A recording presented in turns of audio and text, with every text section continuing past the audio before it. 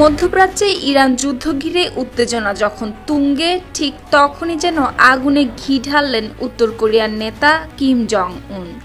নতুন সামরিক সক্ষমতা দেখাতে ক্ষেপণাস্ত্রের পরীক্ষা চালিয়েছে উত্তর কোরিয়া। নতুন একটি যুদ্ধজাহাজ থেকে কৌশলগত ক্রুজ ক্ষেপণাস্ত্র উৎক্ষেপণের পরীক্ষা তদারকি করেছেন তিনি।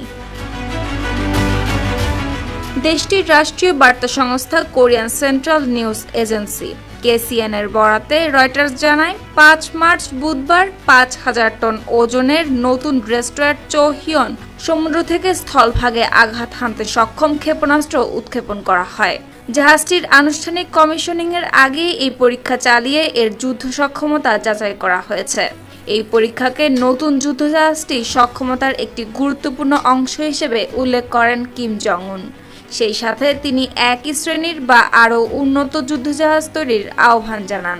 তিনি বলেন, পানির নিচে ও পানির অন্য দিক থেকে আঘাত হানার জন্য এটি নৌবাহিনীর শক্তি দ্রুত বাড়াবে। এমনকি নৌবাহিনীকে পারমাণবিক অস্ত্রে সজ্জিত করার কাজ সন্তোষজনকভাবে এগোচ্ছে বলেও দাবি করেন তিনি। দক্ষিণ কোরিয়ার বার্তা সংস্থা কোরিয়া টাইমস জানিয়েছে, উত্তর কোরিয়া সাধারণত কৌশলগত অস্ত্র শব্দটি ব্যবহার করে এমন অস্ত্র বোঝাতে চেয়েছে যেগুলোর মধ্যে থাকতে পারে পারমাণবিক সক্ষমতা। সুপ্তি রায়, RT।